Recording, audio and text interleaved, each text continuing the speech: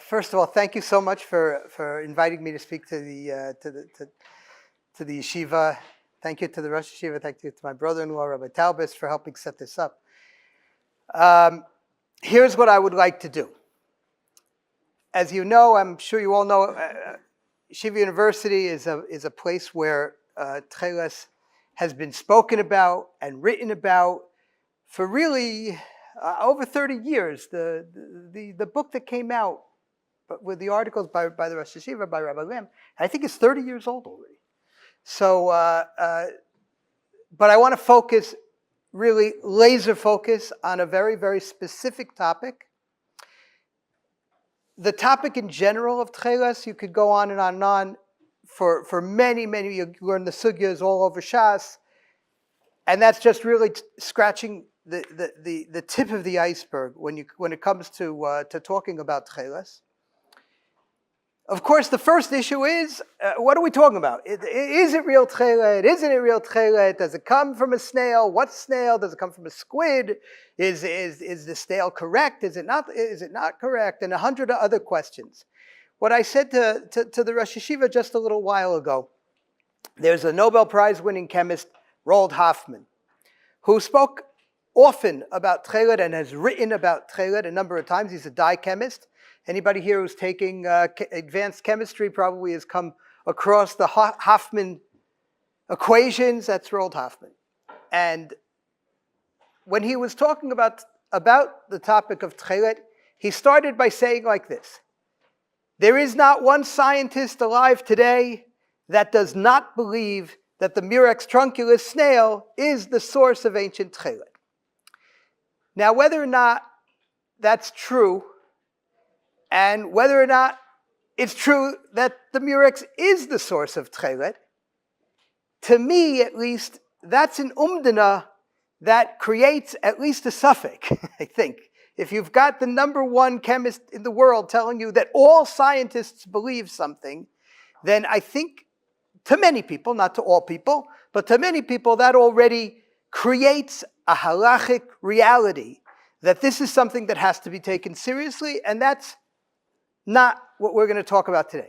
What I hope that you'll do with me today is make a suspension of that question. Assume for now that the Murex trunculus snail is the source, the chilazon, the source of ancient Tekhelet. I'm going to ask you to make another assumption, which is that the process that we use, and I'm going to go into it in great detail, but the process that we use is going to get to more or less the same place that they would have gotten to in the ancient world. And again, that's an assumption that will be challenged and could be challenged. But the reason why I want to do that is because we won't be able to move forward with the sugya of Marasheni and with the dyeing in general unless we try to do the dyeing. And if we try to do the dyeing, we have to use a method. And the method that I'd like to use, instead of using Pliny the Elder's method of having urine and soda ash and salt and putting it on a simmer for 2 weeks or so on a low flame, instead of doing that, I'd like to use the methods that we use, which use more efficient methods, and we'll talk about that, but we're not going to get anywhere if we have to be here for 2 weeks. So that's what I would like to do, and I'll tell you my program for how I'm going to structure the shiur. The first thing I'd like to do is to do the dyeing together with you. That's the first part of the Gemara that we're going to be talking about, the Gemara Menachos, is how to do the dyeing. The second part of the shiur will be how do you do Marasheni, and that we'll look at the second part of the Gemara, which is the whole sugya of Marasheni. After that, I'd like to understand, in light of what we'll see, how can we understand the different shitot in what's the psul of Marasheni. Tosfot on the one hand, Tosfot and the Rambam might say on the one hand, Rashi on the other hand, to show the issues or the challenges in understanding different shitot. And then I hope to give an explanation, if you will, my own ideas about how we might be able to answer some of the challenges to some of the shitot. But then comes, I think, a very, very important part. Over the last 2 or 3 years, really, there have been things that we've learned physically, mitzius. When you understand the mitzius of what is true and look back at the sugya of Marasheni, you can come to some conclusions that I hope will put to rest, or at least allow us to attempt to approach some of the questions that have come up over the last 2 or 3 years, specifically regarding the color of Tekhelet. For anybody here who knows the periodical, I don't know if anybody gets it here, Tradition. A couple of years back, there was an article by Professor Tzvi Koren who made some claims about the color of Tekhelet. There was back and forth in Tchumen, in the last issue of Tchumen, again about issues of the color of Tekhelet. There's a lot of questions going around on a Chabura in Lakewood about the color of Tekhelet. Rav Buchwald from Bnei Brak had an article claiming questions and issues about what we do and what happens with the color of Tekhelet. And I think that the answers to these questions can be found by a mixture of understanding the mitzius together with a good, clear understanding of the sugya, and that's why I think the sugya is so important. And therefore, I think that we can get right to it. If everybody has a Mara Mekomos, we're going to start with the Gemara, Menachos, Daf Membeis Ambeis, Amar Abaye Rav Shmuel Bar Yehuda. How do you make Tekhelet? So Abaye is asking Rav Shmuel Bar Yehuda, how do you make Tekhelet? So question number 1, why doesn't Abaye know how to make Tekhelet? Why does he have to ask Rav Shmuel Bar Yehuda how to make Tekhelet? Shmuel Bar Yehuda, I'm sure, is a great Talmud Chacham, but Abaye is also a great Talmud Chacham. So why doesn't Abaye know how to make Tekhelet?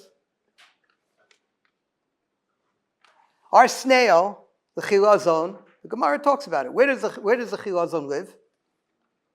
Yisulamot Tzor ve'ad Haifa, along the northern coast of the Mediterranean. And actually, the Torah already says Tanakh, Tekhelet me'iyei Elisha, which is probably Cyprus or Greece. Tekhelet comes from all over the Mediterranean. Luz, question about where Luz is, but Luz could have been someplace in Turkey. So all of these things tell us that Tekhelet came from the shores of the Mediterranean. It's a sea snail, we believe, that lives in the Mediterranean. The Rambam himself says, B'yam hamelach umatzui, but he doesn't mean the Yam HaMelach, what we call the Yam HaMelach. The Rambam calls the salty sea, the Mediterranean, the Yam HaMelach. So in the ocean, the snail lives. Where does Abaye live? You can answer. In Bavel. Bavel is 1,000 kilometers or more from the coast. So Abaye doesn't know how to make Tekhelet. Who does know how to make Tekhelet? The Nechute, the people who come from Eretz Yisrael with Torah of Yochanan. They come from Eretz Yisrael to Bavel, and they're the ones who know how to make Tekhelet. So Abaye asks him, how do I make Tekhelet? How do you over there make Tekhelet? Okay. Rav Shmuel Bar Yehuda answers like this. Maitinan dam chilazon. The first thing you need is the essence, dam. We don't believe that it means actually from the circulatory system. A snail doesn't have a separate circulatory system, but it's some kind of a paste or a liquid that comes out of the snail. Dam. Tosfos says dam mifkad pocket, so even Tosfos already doesn't hold that it's a normal blood. Okay. On the back of the snail, this is not the snail, this is just the shell of the snail. Inside the shell, there's a little worm that lives. On the back of the worm, there's a tiny little yellow gland, and that's what we use to take out the dye. When you take it out, it starts off kind of a yellowish color, but after a few seconds, it turns a very, very, very dark, deep purple. Now, we take that gland from many, many, many snails. We put them in a blender, and then we get this paste, which is like a kind of a very, very dark, like almost looks like grape jelly, right? And then you take that and you put it on a plata shel Shabbat, hot plate, and you leave that for a couple of days, and it turns hard, like a cake, even harder. And you put that in a coffee grinder, and that's what we have here. So this is that, by the way, stays forever. You don't have to refrigerate it. You don't have to do anything with it. Yaakov, would you get me some? Where is it? Over there? Those? Oh, thank you very much. So, okay. So that's what we're going to do first. We're going to take mushed snail glands that were dried out and powderized, instant Tekhelet.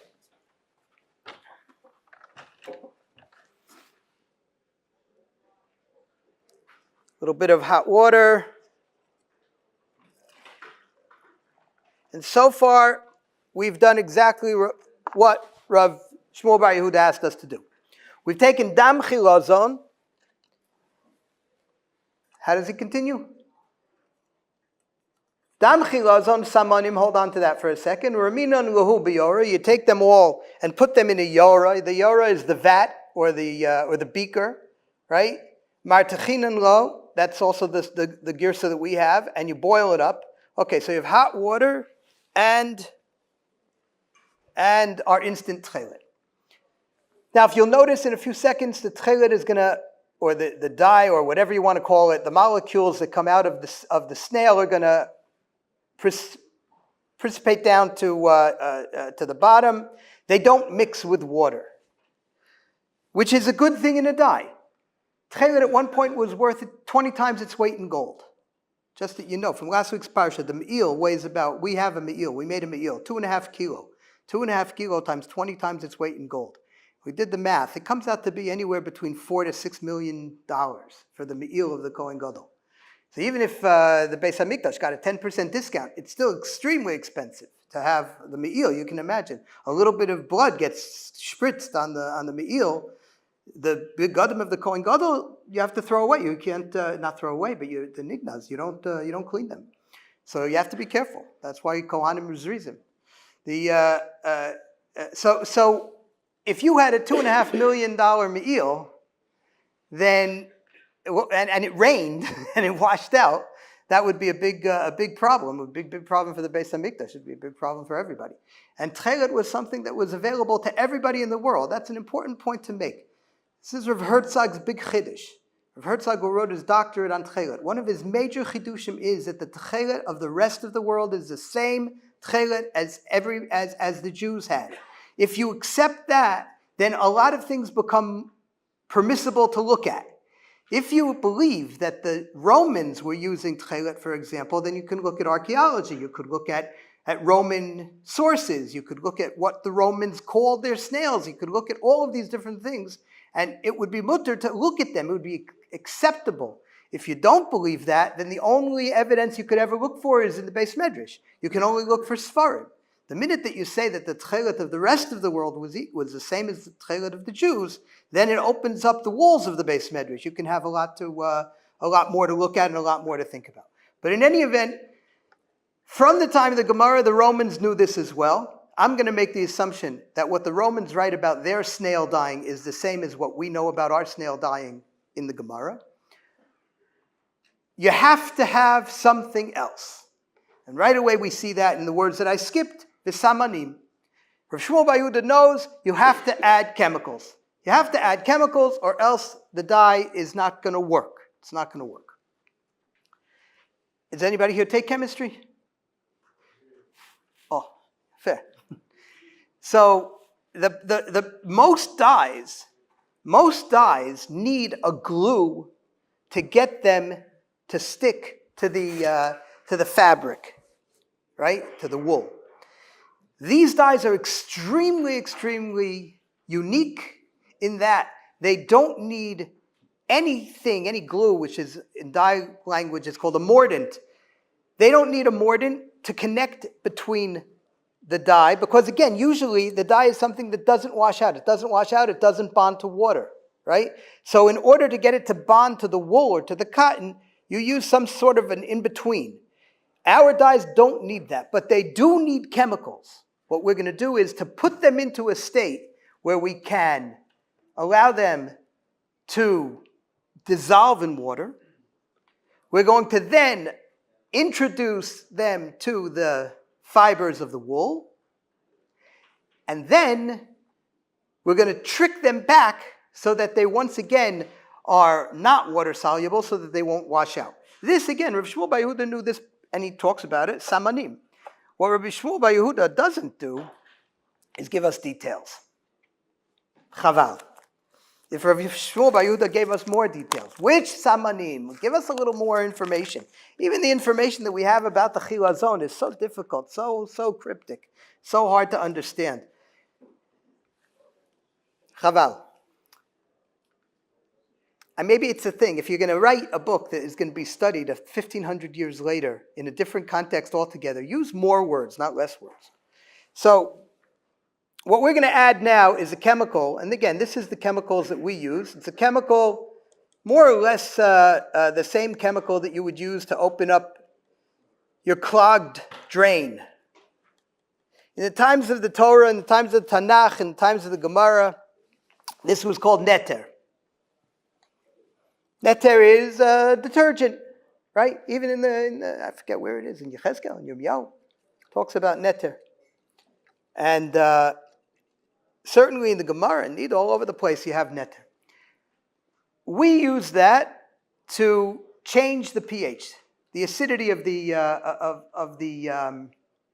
liquid, so that the next chemical will work. And the next chemical is called sodium dithionite. So usually when I give a shiur like this, I say, how does the Gemara call sodium dithionite? And there's resounding silence, because of course the Gemara would never have known about sodium dithionite. It was just invented less than 100 years ago, which brings about the next question, of course. If that's the case, then what did they do in the times of the Gemara? And I already told you, what the Roman recipe is a little bit of wood ash, a little bit of urine, a little bit of salt. For our purposes, less important. What I can tell you is it can be done in a natural method. And for those who don't believe me, you can look on YouTube and put in the words for the search, the worst job in history. There's a BBC series where they go through the worst jobs in history. And one of the episodes features a man by the name of John Edmonds. And John Edmonds, who was a retired engineer, and spent his retirement showing how kids at a children's museum, teaching them how to do natural dyeing of indigo. About 30 years ago, we got in touch with John Edmonds when we read about him and the fact that he was an expert in dyeing indigo, which of course is indigo, Kollel, right? So Kollel, which is very similar to Tekhelet in its look, but also in the way it interacts as a dye. So we asked him if he could help us figure out how to do natural dyeing with snails, not just with plant indigo. And he did, and he helped us, and he actually was the first to show, he read Pliny in the original Latin, and was able to try to follow along with Pliny's explanations, his recipe, and he was able to do that. That was very, very crucial, because there were Rabbanim, I mentioned to the Rosh Yeshiva of Rabinovitz, who felt that first you needed to prove that you could dye Tekhelet with the snail in ways that were available in the ancient world. Once you prove that, then you could use modern methods. But that was very, very, very important for us. So John Edmonds who unfortunately passed away at a young age, he was able to show us what we were doing and how to do that. And that is, I don't know how Rav Shmuel Bar Yehuda did his dyeing. I don't know what recipe, and I'll talk about that in a few minutes. We know now of at least 7 different ways to make Tekhelet. Some of them were available to the ancients, some of them weren't available to the ancients, but all of the results are the same, and that's very, very important, and I'll talk about that in a moment. The last chemical that I'm adding is a chemical that, notice, by the way, you see what's going on here? What color do I have? This is not Tekhelet. This is a greenish yellow color. For those chemists, what we've done is we've reduced the solution. It's gone into reduction. The detail is not so important. But for our purposes, the dye molecules are starting to dissolve in water, but they change color. And we believe that this is crucial for understanding the sugya. Because in a moment, we're going to see that you have to do something called te'ima, tasting or testing the vat to see if it's ready or not. And the question that everybody who was learning the sugya for the last 1,300 years would ask, how come you can't just look at the solution to see if it's ready or not? And the answer is, because in this state, you don't have information about what's going on inside the dye. What I'm going to do here is a little bit of a trick, because I don't have much sunlight outside. Okay, what I'm doing here now is the important discovery that happened in 1985, which allowed Tekhelet to be rediscovered. For 1,300 years, as I mentioned, probably at least since the great wars between the Byzantine Romans and the Persians and the Muslims in the 7th century, all centered around Yerushalayim and Eretz Yisrael. Terrible, terrible, terrible times for Eretz Yisrael, for the Jews of Eretz Yisrael. Many of the minhagim were destroyed. The Gaonim afterwards are very suspect about the traditions of Eretz Yisrael, all because of this period of time. World War for 30 years that took place in Eretz Yisrael, and the 3 superpowers all wanted control of the world and all hated the Jews. So it was not a good time. That's when Rav Herzog believes in that time period is when Tekhelet was lost. By the time of the Tanchuma, a few 50, 80 years later, 100 years later, by the time of the Tanchuma, ve'achshav ein lanu el lavan she'Tekhelet nignaz. At this point already in time of Tanchuma, we don't have Tekhelet anymore. The Rambam says zehar beishanim that we don't have Tekhelet and nobody knows how to make Tekhelet. Why did it take so long to be rediscovered? Because everyone who tried to look into the topic had 3 sentences or statements that they believed to be true.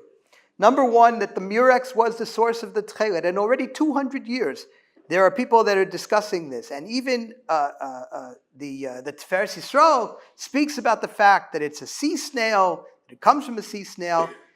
The other fact that everyone believed is that these sea snails can only produce a purple color. On the other hand, on the third hand, Tekhelet is what color? At least for now, let's assume. What color is Tekhelet? Sky blue. Okay, again, you'll argue with me about that later, but sky blue. So, Tekhelet is sky blue. This is purple. This is a source of Tekhelet. We have a problem there. One of those things is not true. And what the scholars believed is that the tradition of the Jews is not true.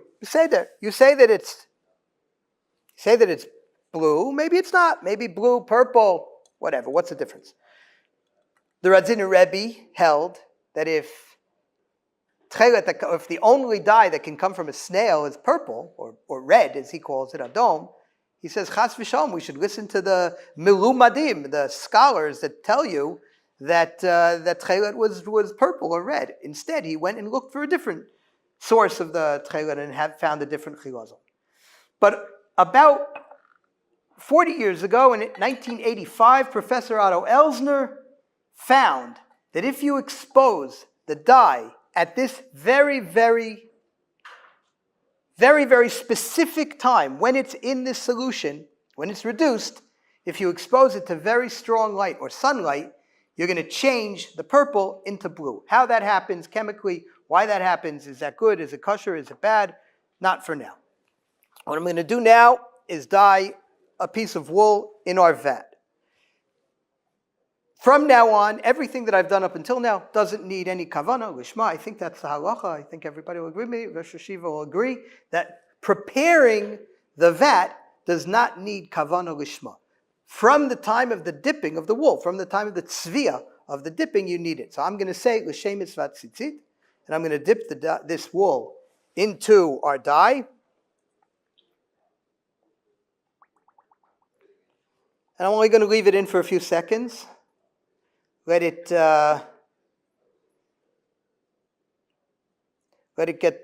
soak up the dye nicely. Yafeh. Okay. Now, when I take it out, the opposite of reduction is oxidation. So we're going to allow this to oxidize in the air. And as everybody can see, slowly, we should be getting a nice blue color. If my flashlight worked, then what we should be getting is blue and not purple. Okay.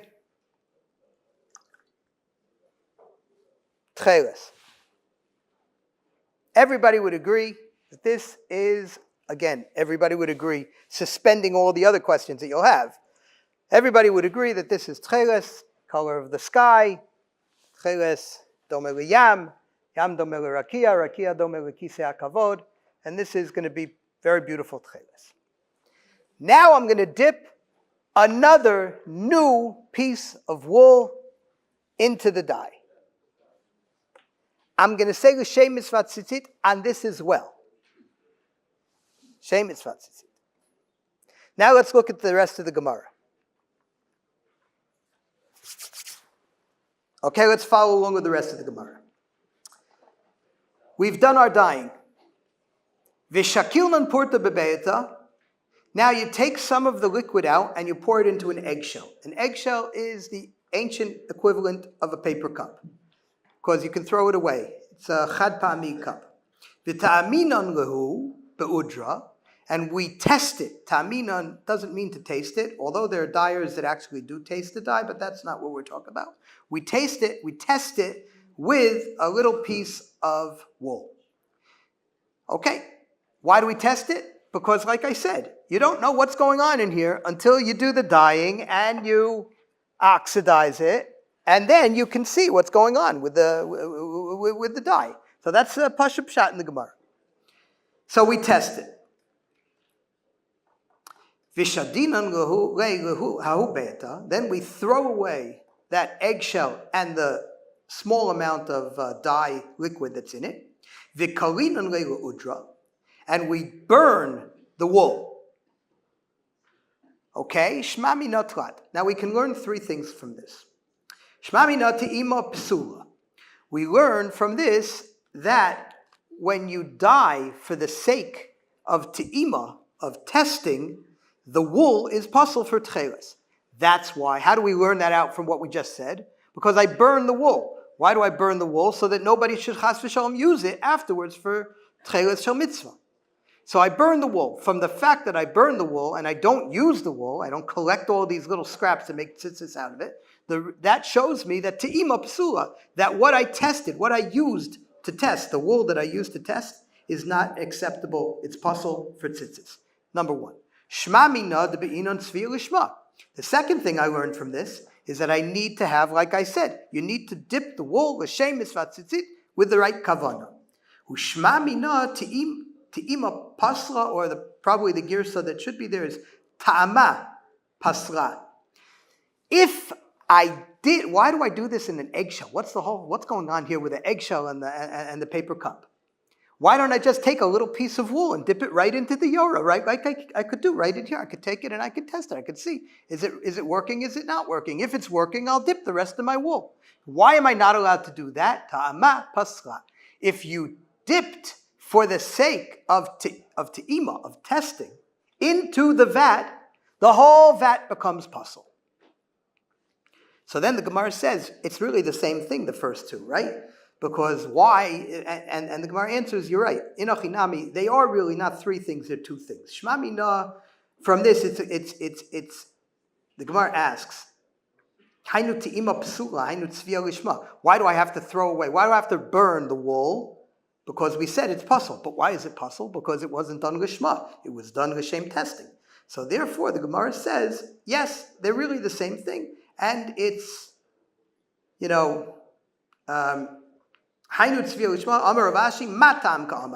it's true. It is one thing, but it's telling you why. Very nice. All of this kitnai. This is all a machlokes. The machlokes te'ima psula mishum shenemar klil Tekhelet divrei Rabbi Chanina ben Gamliel. Rabbi Chanina ben Gamliel is the one who holds that you're not allowed to dip twice. Rabbi Yochanan ben Davai omer afilu marasheni sheba kosher. Yochanan ben Davai argues with Rabbi Chanina ben Gamliel. These are two Tanoim, and he says no, you can dip even two times. Mishum shenemar ushni tolat. Instead of, he's making a word play. Instead of ushni tolat, call it usheni, second. So just like by tolas shani, the word sheni, somehow or another, a little bit difficult to understand exactly what his limud is. Okay, very, very good. Let's look at Rashi.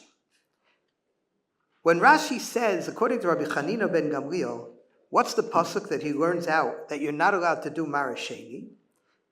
Kol Tekhelet ba'inon. You need all of the Tekhelet. Sheyehe kol ikar mara achilazon b'tzemer. You need all of the ikar, everything of the mara of the chilazon that has to get into the tzemer. Shelo yehe davar acher tzavua ba mitchilata. Now, we'll take a little bit of a break, and let's see how our marasheni came out.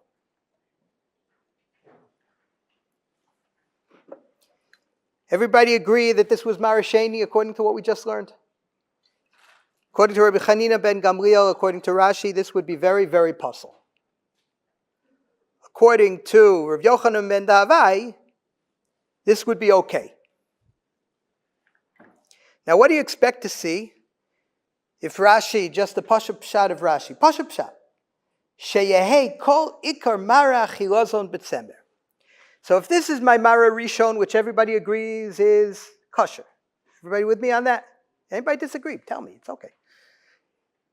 If this is Mara Sheni, and you need kol Mara achilazon b'tzemer, so what would you expect the Mara of Mara Sheni to look like?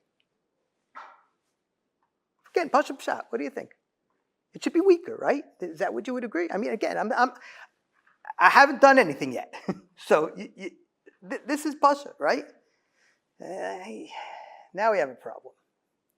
My marasheni, which is treif, unkosher, according to Rabbi Chanina ben Gamliel, I got to tell you, it looks even better than my Mara Rishon. I didn't move anything. Okay, there's no sleight of hand here. They all saw it. What? Okay. Did you see anywhere in the Gemara about how long I had to leave it in? You said, you agreed to me a minute ago. Now you can't change your mind. This was kosher. And you said this was not kosher. And if we're talking about Mare, then we've got a big problem in the Shita of Rashi. Hold on to that for a few minutes because there's another Shita. What's the Shita of Tosfot? Tosfot says, no. Yes, it's true. That's what Rashi says. But that's not true.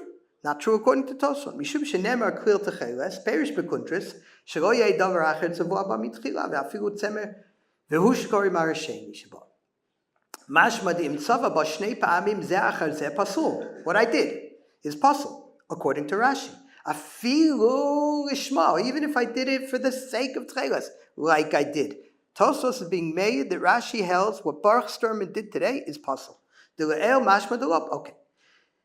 Aval, let's go down a couple of lines. Tosfot doesn't agree to that, and he holds that ela te'ima mishum dahavya shelo lishma. The whole problem with te'ima, of dipping the first time. Remember when we dipped just to have that test? What was the problem with that? That was a problem of lishma. It wasn't a problem of kol mare chilazon, what Rashi said. So therefore Tosfos says, mashma de kosher, after what does he say? Lechach tzarech lomar, de afilu mea pe'omim lishmo, mashma de kosher. Tosfos has a different shita than Rashi. Tosfos says, as long as you're doing it lishma, like I did, then it would be kosher. So again, Mararishon lishma, according to Rashi and Tosfot, beautiful, 100% kosher. Marasheni, not Marasheni really, because Tosfot doesn't hold it is, but the second dip lishma, according to Tosfot, 100% fine. According to Rashi, no good, because there's a problem according to Rashi. I'm going to skip Tosfot because we don't have a lot of time. But what I'm going to say, I'm going to move quickly now. I believe that the Rambam. I believe the Rambam holds just like Tosfot, because there's a lot to do here, but we have to move quickly. The Rashba asks a beautiful question. It's such a beautiful question. If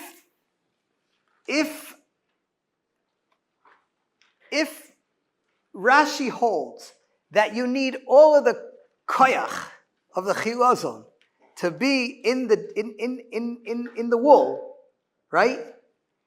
So the Rashba asks, well, when you pour some out into the eggshell, you're pouring out some of the koyach of the chilazon. So that should also be no good. Why is it when you pour out some of the liquid that also has that chilazon in it, right? So why should that be okay? He gives a brilliant answer. The Rashba gives this answer. He says like this.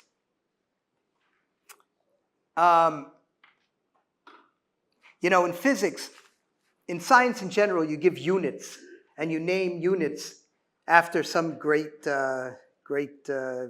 scientist, right? Amperes or ohms or volts or whatever it is. So let's give units to the Rashi's koyach chilazon. I think that it's only fitting that we give them the units of Herzogs, after Rav Herzog, who wrote his doctorate on Tekhelet. Now let's say you have a chilazon and it's got 100 Herzogs of power. And you put that into your vat. I've now got 100 Herzogs of chilazon power in my vat. Says the Rashba. Now, what's the Rashba's question? If I take some out and put it in a paper cup, now there's only 90 Herzogs. That's a psul. So the Rashba answers, no, your units are all wrong. It's not Herzogs, it's Herzogs per liter, right? So now I've got in my vat, let's say I've got a liter of water, or you guys would call it a quart or a gallon or whatever you use here. So if I have 100 Herzogs per liter in 1 liter of liquid, and I pour out a few tenths of a liter into the paper cup, I still have 100 Herzogs per liter. That's the Rashba's answer. Beautiful answer. Beautiful question, beautiful answer. What it doesn't do is it doesn't help us understand Rashi. And exactly what I said here, and you'll look it up afterwards because I have all the Mar Makomos, this is precisely the Radziner of Gershon Henoch Leiner's understanding that the only possible way to understand Rashi, is Mar'eh. There's only one thing you could look at, that you could see, that you can measure, that you can care about if you're looking at a dye, and that is its color.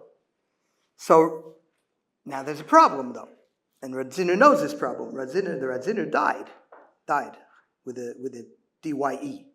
Also died, but he also died. And so because he was a dyer, I'll say it that way, because he was a dyer, he understood the issues of dyeing. Rav Gershon Henoch Leiner, this is where I have it, and it's in bold. We're just going to jump to the bottom. And again, I hope everybody will read these to see that it really is an interesting question. And look at the bold, it's in the second paragraph. Rav Gershon Henoch Leiner, he writes about this in Ptil Tekhelet. This is in the 1890s when he's writing this, about when he discovered his Tekhelet. And we have arguments with the Radziner. We have arguments with him about his source, the Chilazon. But no one doubts that he understood the sugyas of Tekhelet better than anybody ever in the world. And he writes in the bold, Haregam bitseva chama, in our dye, our hot dye, nire bechush, we see with our own senses, she'eino moshech v'kolei tatzeva b'pam harishona. It doesn't take everything out. It doesn't take all of the Herzogs of dye out of the vat in the first dip. Ve'afilu b'pam shniya v'shlishit, b'mara yafa v'chazaka, k'b'pam harishona. The second dip is exactly the same and sometimes even stronger than the first dip. You'll tell me I fooled you because I put one in long, one in the other, in not long. Okay, you're right.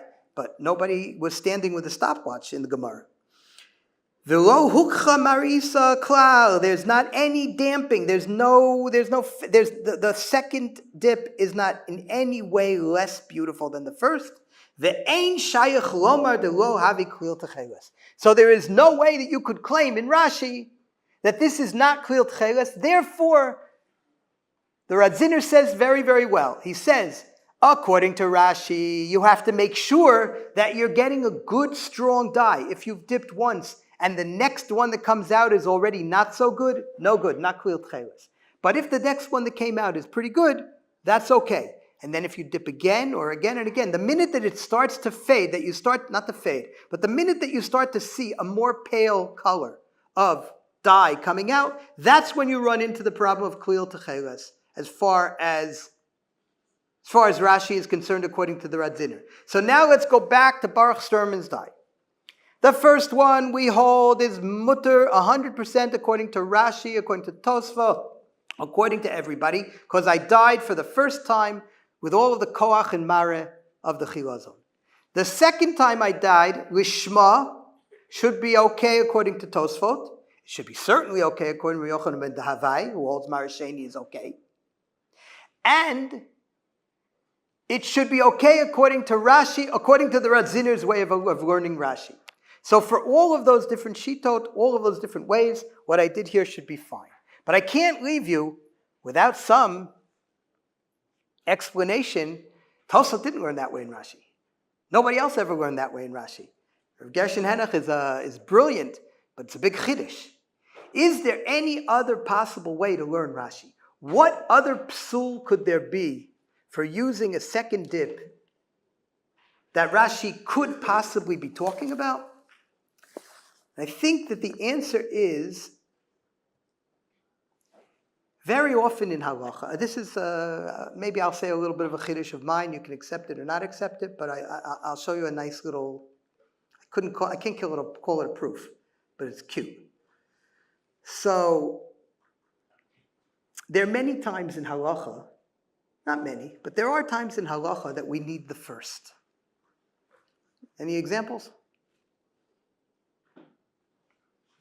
Shemen Zayis.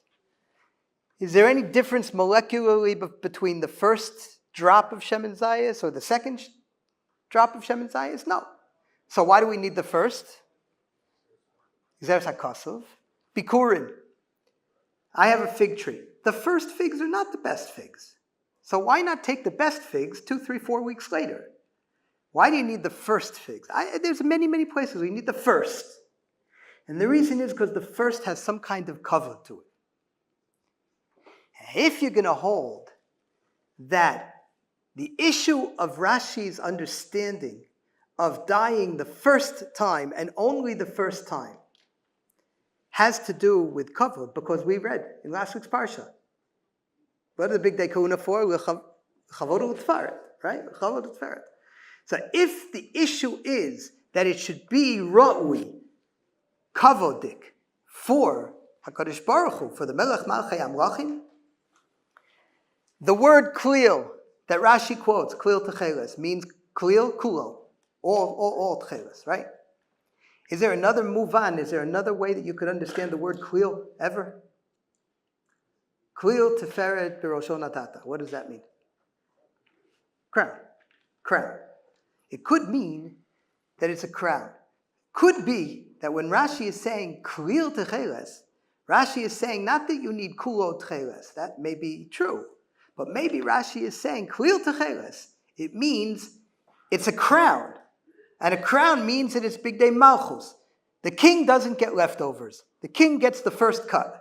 And the first dip is Roy for the Melech Malchei Amlachim, and not the second dip. And I'm just going to say, and this I found just this past year, when the Baal Koreh was reading in Parshas Bamidbar, I went over to him afterwards and I said, you must have made a mistake. The trup can't be that way. Let's read together. There's 3 places in the Torah that it says the word Kollel Tekhelet. Two of them are by the Me'il. See some Me'il, Kollel Tekhelet. I'm going to excuse my voice, but I'm going to lay in for you. In Shmos, V'yasisas Me'il ha'ifod Kollel Tekhelet. Okay, now I'm going to read from Bamidbar. V'nasnu Allah. What is the Kollel Tekhelet here talking about in Bamidbar? The kisui of the Aron, which was very strange because the kisui of the Aron was on top of the Or Tachash. The Or Tachash was like waterproof, right? It was plastic, let's call it, and it was very protective of whatever was underneath it. All of the when you're traveling in the Mishkan, you would put the Or Tachash on top of all of the of whatever it is that you were traveling to protect it from the dust, from the rain, who knows, right? But next to the Kli of the Beis HaMikdash, you would put beautiful Tcheles or Argaman. So you would have, let's say, for example, a menorah, and on top of the menorah, you'd have a beged, a cloth of Tcheles, which is kavadik, and then on top of that, you would have the Or Tachash, which protected it from the elements. By the Aron, you have the Or Tachash next to the Aron, and on top of that, you have the beged of Tcheles. Medrash talks about why. It says you have to look like the sky. Also gives another idea. Listen to that pasuk. Tell me the difference. V'nasnu alav kisui or tachash ufarsu beged Kollel Tekhelet milmala. What's the difference between the pasuk, the first and the second? One is Kollel Tekhelet. The other is Beged Kollel, that's made out of Tcheles. How do you understand the trup? Okay, yeah. You'll tell me that it was only in the 7th, 8th century, the Seder, but still, somebody made the trup different. Why did they do it this way? The answer is, I think, because they're trying to tell you, why do you put this Beged on the top? Because it's a Beged Kollel. It's the crowning Beged. If you like it, you like it. If you don't, you don't. Very nice. Now let's move on to the Metzius. Professor Tzvi Koren has argued that it would have been impossible to have Tcheles sky blue in the daytime. He argues, and you could read his tradition articles or his Tchumen articles or his articles in other places, and his claim is that this method couldn't have been done in the ancient times. Beseder, whether that's true or not, I know for sure it's true because I use modern chemicals. But as I mentioned, and if you want, you can go to the article in Tchumen by Rabbi Professor Ari Zivotofsky, where we talk about 7 different ways that you can make sky blue out of the murex. Many of those were available to the ancients, many weren't, and I don't have enough time to really go into it, but I just want to talk about one particular method that Professor Koren agrees would have been available to the ancients, but it would have been puzzle to do. Here are 3 dips, meaning I have 1 vat of dye. I dipped the first time, without sunlight. I didn't use my flashlight. In the absolute pitch dark, I dipped the first time. Remember what I told you were going to get? Purple, right? Okay, and that's what I get. The first time you dip in the vat, you're going to get purple, again, assuming that you're in the dark. The second time you dip with a new piece of wool, you're going to get this color. I know you're far away, so you'll tell me. What color is this? Darker blue. It's blue. Okay? The second time you dip, and Professor Koren accepts that fact. This is a fact. The second time you dip with a new piece of wool, you're going to get blue, and I was able to get sky blue. The third time, you're going to get a really, really light sky blue. Now, I believe if you understand the sugya of Mara Sheni, now things become very, very, very difficult. If you say that the first dip gives you a different color than the second dip, then I think the whole sugya falls apart. Are you with me on this? Do you agree? Do you mean the second time in the dark? No. Yeah. Second time in the dark, no sunlight. The second time in the dark, if you take the same vat and dip a second time, you're going to get blue. Meaning that in the ancient world, it probably took you about 2, 3, 4 months to set up a vat. You have to go collect the snails. You have to get it to the point where it's reduced. Very, very, very difficult. So then you dye with it. And what comes out of here is worth 20 times its weight in gold. Okay? So the first dip, now I have wool that I am going to take to the marketplace and get 20 times its weight in gold for. So now I'm going to throw out all of my 2 months of work so that I can get the next vat, Mara Rishon, according to Rashi. No one's going to do that. And again, we're talking about the Romans here, not necessarily the Jews. Of course I'm going to dip a second time with a new bunch of wool, and a third time, and a fourth time, and like Tosa says, afilu mea pa'amim. And whatever I have, I'm going to sell. Maybe not for 20 times its weight in gold, maybe for 15 times its weight in gold, for 10, or for whatever it is. I'm going to constantly be dipping. Not only that, but archaeologists are telling us now that they believe that the vat would be kept going for weeks and maybe months. Meaning, I bring my vat to this reduced state, I dip, and I get whatever I get, purple, blue, whatever I get. And then I dip again, and I get something else which is also expensive. And then I dip again and again and again, and now it starts to turn very, very weak. What I'm going to do now is I'm going to take a new batch of snails and throw them into the old vat. It's like sourdough yeast. It's already most of the way there. It's a primer. It starts things off. And then I'll continue to dip. So if you say that that's no good, according to Rabbi Chanina ben Gamliel, then that's a very, very huge chiddush. It's not a chiddush, it's a chumrah. It's a very, very difficult chumrah. What Rabbi Chanina ben Gamliel is saying, no, chas v'shalom, you can't do it. You have to, again, unless you talk about Rabbi Chanina ben Gamliel according to Tosfot. According to Tosfot, everything would be fine, because I'm constantly, the Romans are dipping their things, we're dipping our things, we've got a different vat going, and I keep on topping off the vat with new snails, but each time I dip my wool, it's lishma, afilu mea pa'amim, it's all good. So Rabbi Chanina ben Gamliel, who holds that Mara Sheni is possible, but this is not Mara Sheni, it's all lishma, everything is wonderful and good. But according to Rashi, or at least according to the way, if you're not the Radziner, according to the simple way of reading Rashi, that you can only dip once and then you have to throw it out, according to Rabbi Chanina ben Gamliel, that is a huge, huge chumrah. And you can understand where Rabbi Yochanan ben Dahavai comes along and says, Ushni tolas Yaakov. We're not that rich, Rabbi Chanina.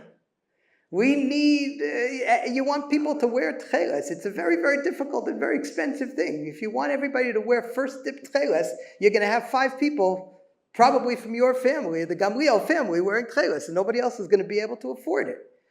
Yochanan ben Davai is saying the Jews are not able, this is something that we can't accept. Mara Sheni Shabbat has to be kosher, or else nobody's going to be able to wear Tekhelet. It'll be so astronomical, so impossible. It's a possibility that that's what the machlokes, or part of the machlokes, is about. But one thing is sure, and this is what I would really like to leave you with.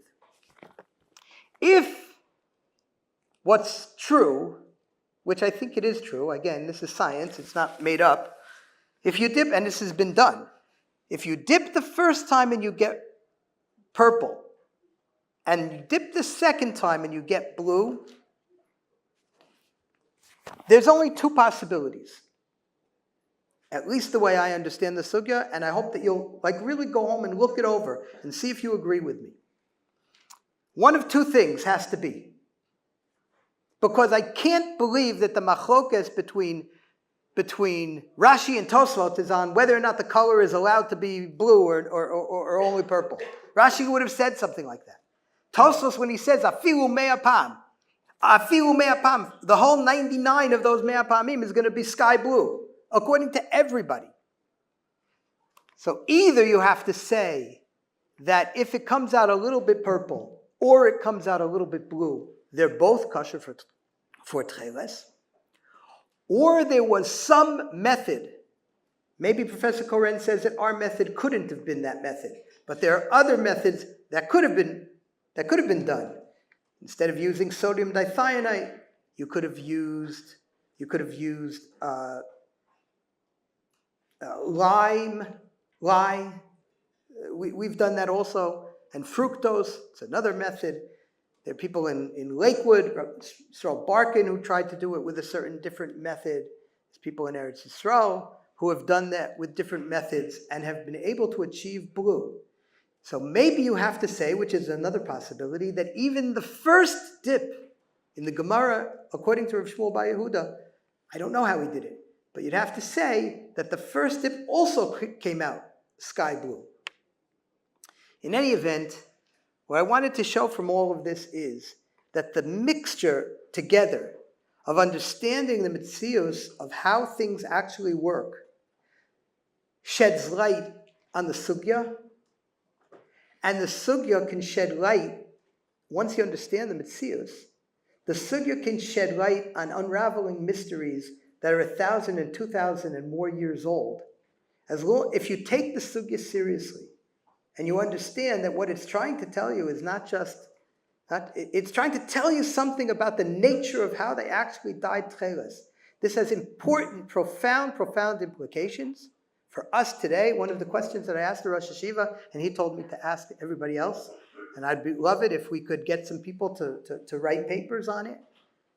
L'halacha, should we try to be machmir according to Rashi, according to the way Tosfot understood Rashi, and should we be machmir and try only to use Mara Rishon according to Rashi, or should we say, why should you be machmir? You can have a psak halacha here. If you had a machloket where the Rambam and Tosfot are on one side and Rashi is on the other side, so maybe you would paskin according to Tosfot in that case. And if so, can we at Ptil Tekhelet, when we make our Tekhelet, do we need to be makbid according to the sheet of Rashi, which we do today, or could we maybe bring the price down, which is also important, by not being so makbid and being and allowing for the sheet of Tosfot?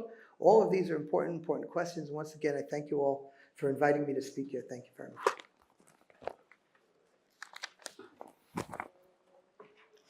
If there's any questions, I'm more than happy to. What do you mean you're makbid for Rashi today? We make a vat. We dip our threads or our wool in the vat. We take it out and we throw away the vat. We won't dip new wool into the vat that was used previously, even though the first dipping was lishma. So according to Tosfot, I should have no problem taking new strings or new wool and dipping it into the same vat. We don't do that. We're machmir and we throw away the. Second time and third time you have the same color. You tell me. Yes, so why can't you read the Rashi? Rashi means that the Rashi calls the color ikamara falazim. As long as you have that main color, that's called the first time. That's what the Radziner Rebbe said. Seems that he argued with Tosfot though. Tosfot doesn't hold that way in Rashi. It's a problem.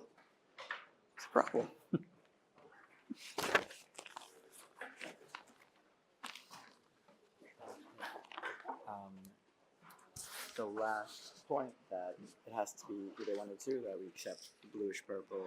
Yep. That means we're assuming that they didn't use any sunlight. Maybe they did. I'm assuming that if they had to do something, I don't know what it was. It could have used something. The Ma'ar Rishon could just be. Could have been blue. Could Yes. have just been blue. Yes. By putting it in sunlight. Yes. That'd be the other method. That would right. It's one of the 7 methods is to use sunlight. There are other methods that use sunlight or use